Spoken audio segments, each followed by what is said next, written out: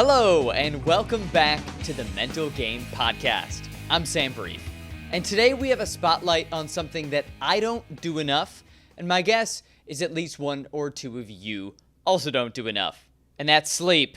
Dr. Alan Kubey is one of the foremost experts on the planet on the concept of sleep. So much so that when NASA astronauts want to leave this planet, they go to this guy. Alan Kubey has been a sleep consultant for NASA, and this past season was hired as a sleep consultant at his alma mater, working with the basketball teams at the University of California, Berkeley. Now, why did Cal want to hire a NASA scientist to teach its student athletes how to sleep better?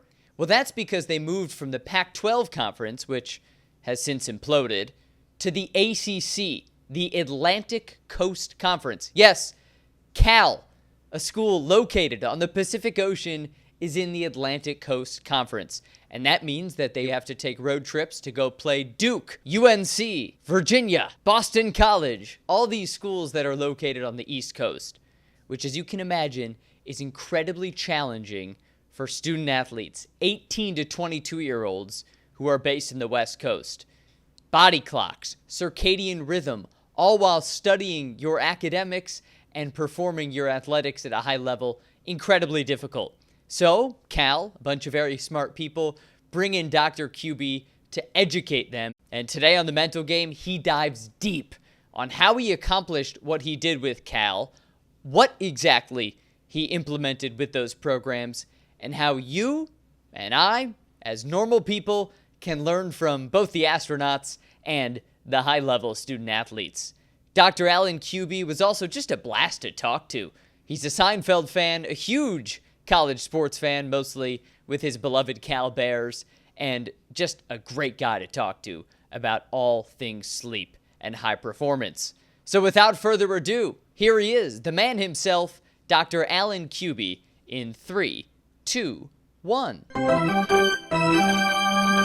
Coming to us live from Las Vegas. Welcome in. It's good to be with you. I'm really excited to chat with you today. We already briefed all of the listeners up on your work, the scope of it, what it's helped accomplish. So I sort of want to start here with what the casual fan, the layman, if you will, may or may not know about this field. So to put it simply, what do you think an average basketball fan sitting on their couch in March watching March Madness doesn't understand about circadian rhythm and performance that they really should? Yeah. No, I appreciate you. The neat thing on this is that everyone in your audience already knows this. We know that we usually get up with the sun. It's good to be up during the day, go to sleep at night. That it's harder to fly east if you go to the East Coast to get up early. It's kind of easier to go back west to my home state of California, flying east. Conventionally called jet lag. As you can imagine, that has a dramatic effect not only on kind of our cognitive performance, but also our physical performance. And obviously, to perform at an elite level in athletics, you need both of those to be spot on.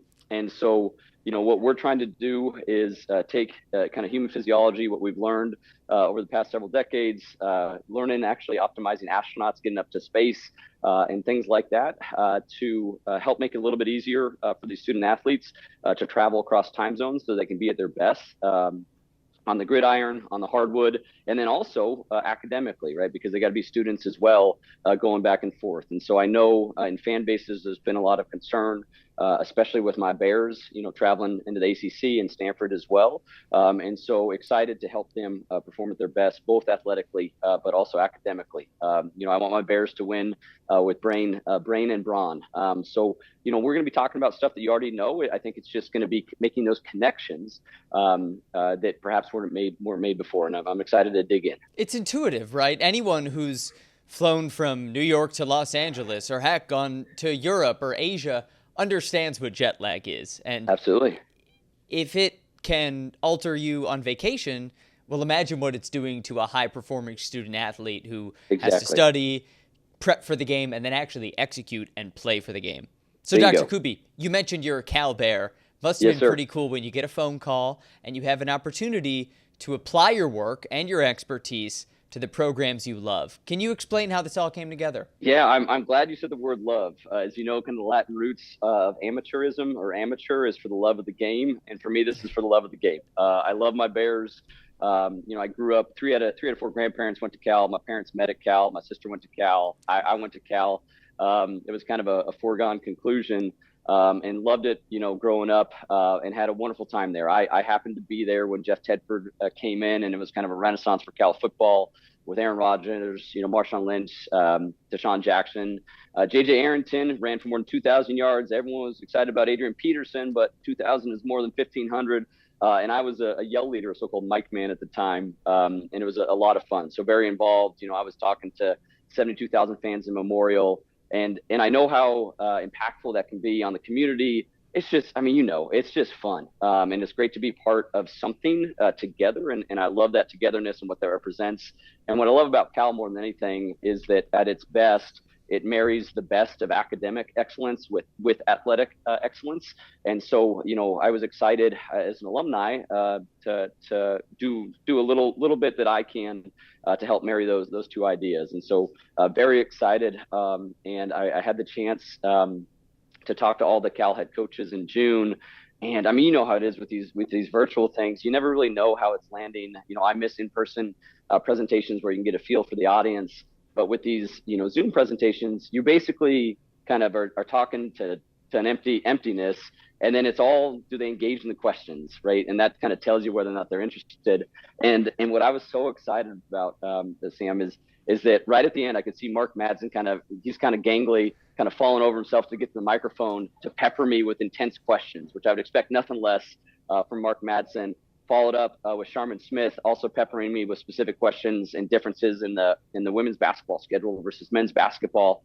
And so I was excited because it's clear that they got it, that they got the importance of this for both athletic performance, but also to support their teams, or taking proctor tests going back and forth. And so was really excited to have that opportunity and to do a little bit to give back because I wouldn't be where I am without Berkeley. Go Bears. It set me up to learn everything I did, working hard division of sleep medicine and at NASA, literally making dreams come true, becoming a doctor. And that's, in part thanks to Berkeley and my experience kind of learning on the bleeding edge of performance as a mic man, as a yell leader. And so to be able to give back to the program was a fantastic opportunity. And then obviously they reached out more and have been able to work with them and volleyball, field hockey, football, obviously, to help them navigate these uncharted waters. It really is uncharted, right? We've never had a program that's on one coast based in a conference that's on the other coast. And I'm coming to you live from Big Ten country. Yep. I'm a Northwestern Wildcat, and we got Big Ten programs from Piscataway, New Jersey, down to Los Angeles and Seattle. So a lot of folks around here are dealing with the same sort of questions, Absolutely. Which is why this really is such an interesting conversation to have. And you got the opportunity to work with these programs. They clearly were bought in. I'm curious for you, Doctor, as someone who's worked with NASA astronauts who, I sit here, I picture NASA astronauts are like the top elite class of humankind, right? Yep, yeah. And then suddenly your clientele, and fighter pilots. Oh yeah. I mean, these people they are the single most impressive people you could possibly imagine. And NCAA student athletes are great, but now you're dealing with 18 to 22-year-olds who are playing sports. It's just a different type of person. What sort of challenge did that present you? Yeah, so I'm glad you asked that, right? The folks at NASA are very mission-driven, very schedule-driven. If they're asked to do something, they understand the physiology, they're going to hit their mark, right? And so it was important early when talking with the coaching staff of, how much can we trust an 18-year-old to stay on schedule with this stuff, right? Because when we're doing these schedules to shift them, we're assuming that they're responding at a certain rate, but that assumes that you were doing it exactly as prescribed, right? And so we had to flex depending on how likely, the team was going to get bright light exposure or wear blue block and sunglasses, or go to sleep at the right time. I was once an 18, 20-year-old, and if some, nerdy doctor that never played D1 sports used to be on the sidelines cheering told me, hey, you got to go to bed at 8:30 p.m. and take a nap this time, I'd be like, get out of here. What are you talking about? And so working with them, I think was useful in really talking through why we do it, right? You mentioned, how would your fans relate to this?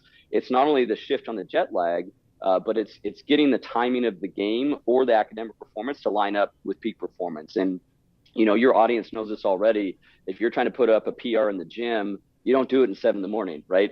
you're just waking up, the coffee's kicking in, it's no good. And so peak performance, both in cardiorespiratory fitness, but also peak strength is in the mid-afternoon if you've been waking up. And so we got to explain that, but then we tie it in to their known experience, right? These are folks that have been doing this for a long time. And so they know, they're not gonna PR, whether it be in a sprint or a deadlift or what have you, or shoot the best from the foul line if it's 6 a.m. And so you lock in on that so they can see that it's not esoteric. It's very much their lived experience. And then we give them case studies on actual Cal sports that have gone well or not so well.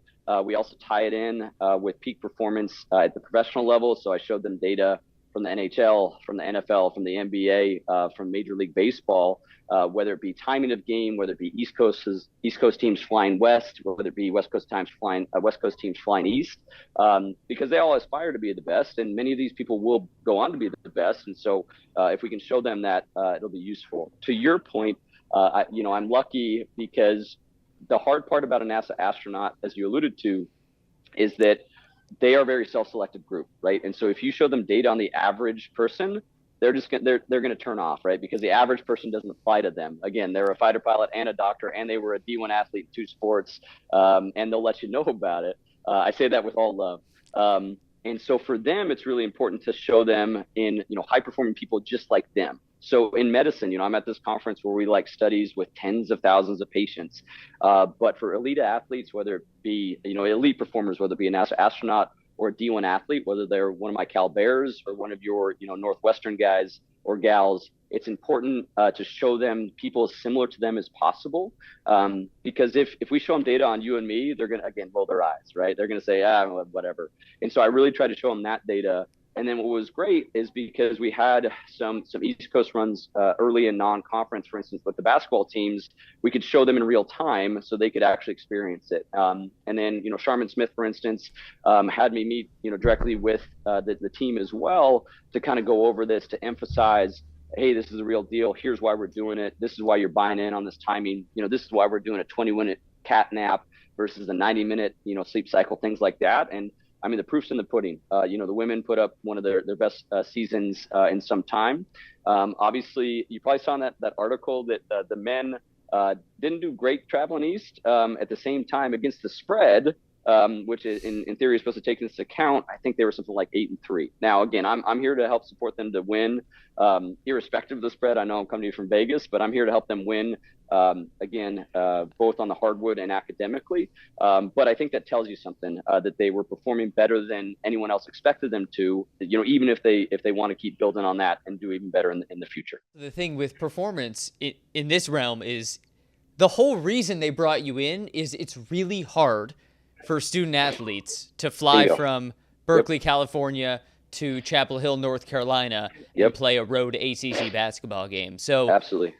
A win, it's not always going to happen, especially when you're playing good teams. Duke puts up some good teams. I gotta give you credit where credit's due. Duke's pretty good. Duke's definitely pretty good. It's funny. I mentioned my blood as a Northwestern Wildcat, and I remember being very skeptical of this, and you can tell all of my brethren that they were wrong. Yeah, but in 2015, the Stanford football team, led by David Shaw, this was the same team that had Christian McCaffrey and all those guys. They came into Evanston. Back, yeah, pretty good guy. He was on my fantasy team last year. Not fun because of the injury. Mine as well. Yep, I feel you, but I hope he does better. I'm a Bleeding Heart Niners fan, so I hope he recovers and get what he deserves. He's a good guy that works hard, which I appreciate. I'm rooting for him. He seems like a nice guy. But when he was at Stanford at the peak of his powers, he and the Cardinal came to Evanston for an 11 a.m. Central Time kickoff, 9 a.m. Pacific Time. Yep. Northwestern beat him up. Game was never close. Wildcats win, which was a big upset. And in his post-game press conference, David Shaw referred to their body clocks and sort of used that as an excuse. Now, this went viral for Northwestern fans, roasting him, saying, oh, body clocks, like we beat your body clocks. No, we beat your team. Yeah. But now I talk to you and I read about this stuff, And you just said it, spot on. Tell me why he was spot on. So if I'm the scheduler for Northwestern, if I'm playing UCLA, if I'm playing USC, if I'm playing Stanford, I'm trying to get the earliest slot available. And that has to do with that time of day we were talking about. So peak strength and performance varies about 24% throughout the day. And peak usually again is early afternoon, 4 to 5 p.m. if you've been waking up around 8. You're at your worst about 2 hours before you wake, right? And so about 4 or 5 in the morning. Now, no one's playing football at 4 or 5 in the morning, but there's a 24% difference there. And a game of inches like football, where you got huge men trying to push each other around, even if it's a 10% or a 5% difference in strength or agility or speed, with a funny shaped ball, something bounces a little bit differently, that can make all the difference. And so it's also not a linear curve. It's kind of I need to describe well because I know we're on a podcast, but it looks basically like kind of a standard bell curve. And the reason that's important is 11 a.m. Central, it was 9 a.m. Pacific. And it's even worse if the Cardinal flew out the day before, if they did the old Rick Steves method. So I'm old, I grew up on PBS and Rick Steves going to Europe. And what do? You get bright light early. But the physiology is such that if you go to the East Coast and do that too early, it actually shifts you the wrong way. And so you'll be even further behind that next day. This happened to my Bears. You can look up in 2008 against Maryland. Same thing. It was a 9 a.m. start. They got annihilated. They were favored. They were, top 25. This is the Jeff Tedford era. They got annihilated in the first half, woke up in the second, but it was too late. And so what's important there is that, Christian McCaffrey, one of the greatest of all time, when he's playing at 9 a.m. versus 11, he's probably somewhere between 5 to 10% slower and 5 to 10% weaker than he is later in the game. Whereas your Wildcats, we're kind of getting to, it's still a little early for them, but it's less bad because it's kind of flattened over that curve. Now, ideally, if your team were really trying to trounce USC and UCLA, and that would bring me joy given they destroyed the Pac-12, which I love, you would want your team to be getting up even earlier. So in their subjective day, it's that early afternoon. So they're at their peak, because your boys weren't at their peak either. They were just closer to it than Stanford that was behind. So this is very real. Again, I'm not going to say it's the only thing. It's during the day, it's probably somewhere between a 5 to 10% difference, but that can make a huge difference in football and basketball, in track and field, in field hockey and volleyball, you name it. And so, this is why I was so excited to help my Bears on this. And I'll tell you what's interesting. I'm surprised this isn't more common knowledge. Everything I'm talking about, you can research on PubMed. These are published studies. The stuff we did at NASA, kind of everyone does. Not everyone does, but there's a team. Oh gosh, I should know their name. I will let you know. It's escaping me, but Dr. Landrigan from Harvard Division of Sleep Medicine I worked with, and the coolest name ever. He was a doc at NASA. Smith Johnston. They have a company that will help people shift with jet lag, but it's available and out there. And what broke my heart is, the Bears tried to do it right. They reached out to the Warriors and the A's, RIP, and the Giants and the Dubs, and said, how do you do it? And they said, I don't know, hydrate, try to stretch out on the plane.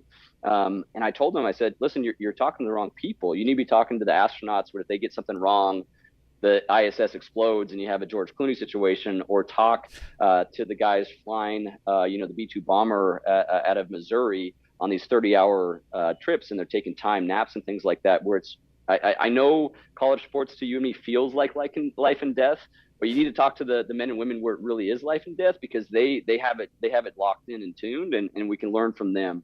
And so we're so excited to bring this information there, because it's not that hard to do. It's things that are a little counterintuitive, but if you fly east, a day early, you actually avoid light early, and then get a lot of bright light to shift. And, we work on naps and things like that. But that is a long-winded answer. I got to be careful with message boards, because as you can imagine, as a former mic man or male cheerleader, I got slammed on message boards, good and bad. So I only have the greatest respect and be nice.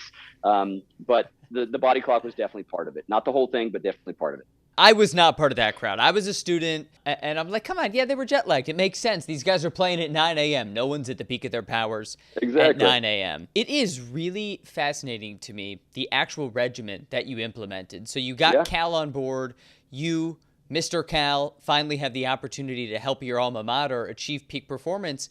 And when I read the actual regimen that you had the student athletes going through, it was fascinating because when I imagined it, I sort of picture you knocking on people's doors, waking people up early, let's go on a morning run to get the blood flowing or something like that.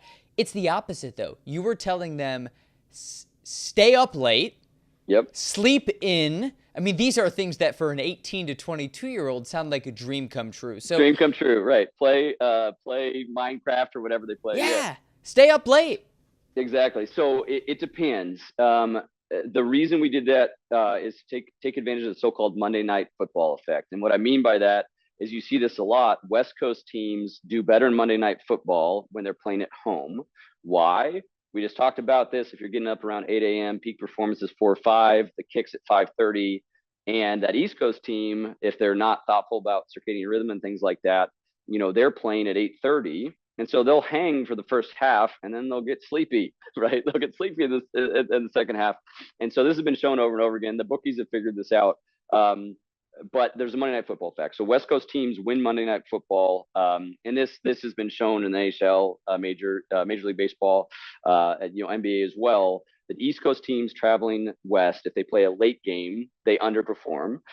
Just like the opposite is true that you saw when Stanford traveled to Evanston, right? And got throttled in the morning. So West Coast teams do very poorly early games east, just like East Coast teams do very poorly when they do late games west, because it's just, again, that matching when's the best time to play. And so to your point, if you could do the Rick Steves method, again, I love Rick Steves. I have his travel books, for traveling through Europe and things like that. But if you follow that, if you fly to the East Coast, you're trying to get on East Coast time. But what I said is, hey, no, most of your Thursday or Wednesday night games in basketball are actually late games, right? Because they're for TV purposes. And so you actually want to stay on the West Coast schedule because your peak performance is, 5 Pacific. So you're locked in like that already. Do not shift east because then you're going to fall into the same trap of kind of the reverse Monday Night Football. And so for the late game, we let them sleep in late, had blue blocking sunglasses during the day so they didn't shift because blue light, the color of the day sky, is really the biggest signal to your body to adjust. And we, talked about timing of, again, the going to sleep and getting up and timed naps. This is something that special forces and others do, something we do a lot in medicine when I'm lecturing at Mayo or Jefferson, or I was fortunate to lecture to the Airline Pilots Association talking about ways that you can improve your alertness with either cat naps or so-called caffeine cat naps or full cycle naps, things like that. And by doing that, we can improve performance. Now, if they had an early game, Sam, we do the exact opposite, right? Because then we need to get them up earlier to match that performance better. Or again, let's say they're taking a proctored test, the peak timing for cognitive performance is a little different. So we're trying to align that. So it really just depends on the time of that game. So, for football, if they're playing early, we were actually getting them up early. My favorite interview is when Cal, I don't know if you remember this, Cal went into Ole Miss into SEC territory pre-COVID and won at Ole Miss. And I was there and I've never felt more welcome because the fans there thought they were going to kill us, right? It was an early game. It's the soft Bears from the West Coast. This is SEC country. You don't understand it. And it was a stop in the end zone by Evan Weaver, captain linebacker. And you have to watch the quote. There's a quote after the game, and he's like, "We got up at like 4:30 our time. We were ready to play. Woo woo!" And I was like, "Hey, stop giving away our advantage, man. Don't tell them what we did." But it's the God honest truth, right? Because I was thinking, back to that 2008 game where they didn't adjust, and so we got them up a little bit earlier there. This was before they went to ACC and started talking to all the head coaches. But I'd been, sending some advice to the football team back then. And again, it worked out. Now, I want to be clear. This is part of it, right? They still got to play the game. There's still a lot of X's and O's. There's still a lot of real hard individual and teamwork. I am not taking credit for that win in any way. But what I'm telling you is that is part of it. It is one of many parts. But just like British cycling, trying to do everything 1% better. If you do everything a little bit better, if you can improve your performance just a little bit better, and it fits together with the game plan and individual performance and execution excellence, maybe you get that W. Absolutely. And I love the 1% philosophy behind it because it makes so much sense too. If I'm the Cal basketball programs, why ask the Golden State Warriors what they're doing when you can ask NASA through you, of course. So you want to be the best, learn from the absolute 1% best in the world, which is literally what they did. And I'm sure over time we're going to see the fruits of all of that. Now, Dr. Kubey, I want to be super respectful of your time because you're out there in Las Vegas at the Mandalay Bay, at a very important conference. So I want to leave with this because as far as I know, none of my listeners are NASA astronauts, and some of them are NCAA student athletes, but most are casual, everyday people with an interest in this. So what can someone who's not an elite athlete but wants to be high performing in whatever they do learn from your work? Yeah, absolutely. So one, I just remind them all that they generally know this, right? That you're going to perform at your best if you kind of get up when the sun rises, go to sleep when it goes to bed, be careful with screens. We didn't have trouble with as much insomnia or sleep disruptions as we do now because our body is expecting bright light during the day and darkness at night. And then we have all this artificial lighting, right? I'm in a closed box here in the Mandalay Bay and you can't tell what day it is, what time it is. And that's terrible. That's Vegas, baby. That's Vegas, baby, but it's terrible for circadian physiology and kind of wellness and you name it. That said, let's say they're trying to be their best when they're flying to give a presentation. I would be thoughtful about how many time zones I'm going across and like what is my body clock at home. And if you kind of do some of this stuff right, you can read about it. Again, search for Smith Johnson, Dr. Landergren. Feel free to send me an email. I'll be happy to help anyone. But you want to shift that clock so either your cognitive or physical performance is lining up when you need to be at your best. And counterintuitively, as you alluded to, it may be something weird like sleeping in a little bit depending on how many time zones you cross to shift the timing, number one. Number two, if they're in their home time zone, and let's say they just have a goal to run, their PR and a half marathon, or, they want to go to the gym and, before their 40th birthday, I know I'm past that, but want to, prove to themselves that they can still do it. From a physical standpoint, make sure that that's happening in the early afternoon. Now, I'm a big fan of exercise as a physician, so usually just getting it in wherever you can is the most important thing. But if you're looking to be your fastest self, your strongest self, you name it, early afternoon, kind of getting up. The other thing I'd encourage them to do, I know it's kind of poo-pooed in America because it's seen as weak, but I'll remind you that some of our most successful Americans were nappers. Naps are fantastic, but if you're going to do it, you got to do it right. You don't want to fight your own physiology. You want to do it kind of that early afternoon. And everyone thinks it's a big lunch. It's not a big lunch. This goes back to kind of how we evolved, and I won't get into that here and bore you guys to tears. But kind of early afternoon is the best time to do it. And if you're going to do it, either do a cat nap, generally 20 to 30 minutes. And the reason for that is you don't get into a deep sleep and then you wake up kind of groggy, disoriented, or do multiples of about 90 minutes. That's a full sleep cycle, and you'll wake up more refreshed. For your listeners that do drink caffeine, whether it be coffee or otherwise, my favorite, let's say you're a physician or you're a firefighter or a police officer, and you gotta really be at your best. The caffeine nap for promoting acute alertness is fantastic. And what you do, it's a little counterintuitive, but you drink a cup of coffee, espresso, however you take your caffeine, Mountain Dew, red, right before you rest your eyes for 20, 30 minutes. And the reason you do that is it takes about 30 minutes for the caffeine to get into your bloodstream. So then you have caffeine working, plus you reduce your sleep load with a nap, and you will be at your performance best. There's some wonderful studies on this that I'd be delighted to send you, but it can really improve your listeners' lives right now. So kind of just being thoughtful about time zones, be thoughtful about time of day and what they're trying to do and kind of matching that performance. And then I'm a big fan of cat naps and caffeine naps. Even if it's in your office job, still like George, I'm going to date myself with Seinfeld, but it hits. It hits. If he were doing a caffeine nap underneath that desk, he probably wouldn't have, run into, I guess it was like the bomb squad cutting up his desk and things like that. And he probably would have been fired and would have been happy. So, and they probably wouldn't have those polyester jerseys that didn't work well for the Yanks. So those are a few takeaways. Again, you can have folks reach out. I'd be happy to help. I love this because the reason I worked at NASA was, one, I loved it growing up, but I was excited to learn there and then take that knowledge that was helping 6 people on orbit to help hopefully, thousands of patients, or through you, tens of thousands of kind of our fellow man and women to live a little bit better life. You come on my podcast and you make 2 elite Seinfeld references. You are an elite guest. Oh, I appreciate that. It's the greatest TV show of all time, hands down. It is. I'm sorry. There will never be a second for that. I mean, agree. Seinfeld is it gets gold and silver. Everything else is irrelevant. It taught me everything I know as a doctor, where you say, what the hell is that? Looking it up and things like that, which is good. And you got to be careful. I might write it down in the chart, and then that chart will follow you. So everything I learned as a doctor, I learned from episodes 1 through 180 of Seinfeld as a kid. The caffeine nap is super fascinating. Yeah. I'm going to try that. I'm actually, just among my brethren here, I'm notoriously awful at napping.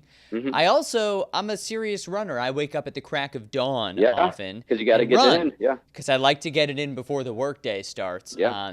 If I can rejigger my schedule to follow your advice and maybe run at 2 o'clock instead of 6 in the morning, I think my body might feel better and thank me. What I would tell you is, as you know, especially for training, just getting the miles in, or just for health, the most important thing is getting it in.